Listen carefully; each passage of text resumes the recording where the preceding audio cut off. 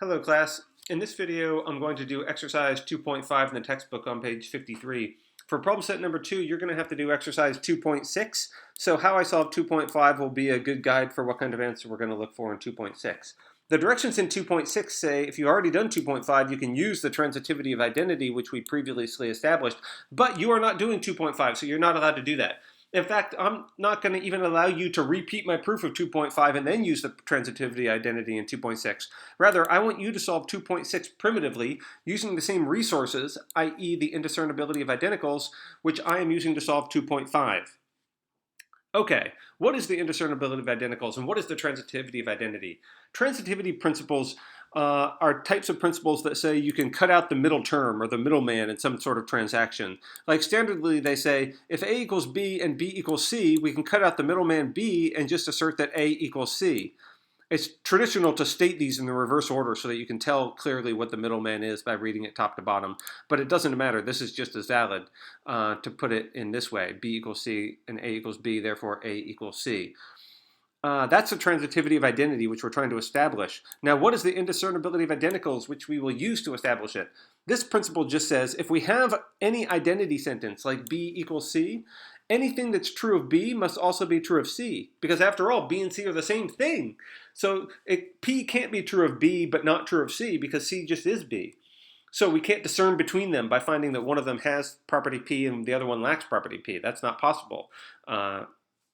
Okay, how do we appeal to that in a proof? Well, if you scroll up above the previous couple pages, you'll see the book summarizes this for you. All we're going to have to do in order to do the indiscernibility of identicals is find any identity sentence like B equals C, and then anytime we find an instance of a predicate in which B appears, we can insert the name C there. The book also calls this same rule identity elim. Identity elim and the indiscernibility principle are really the exact same thing. Identity elim is sort of the way it's referred to in formal proofs. That's a formal proof rule. And II, the indiscernibility of identicals, is an informal way of describing the thing. I don't care about that terminological distinction, so if you always want to call it identity elim, then that's totally fine with me. Let's see what an answer would look like to 2.5 then. So I'm going to pull up a Word document.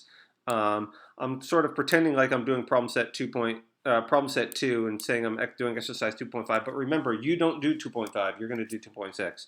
So the kind of answer we're looking for, a good proof of this would be, let's start by invoking premise number 1. So we'll say by premise 1, we know that B equals C, so anywhere we have B, we can put a C.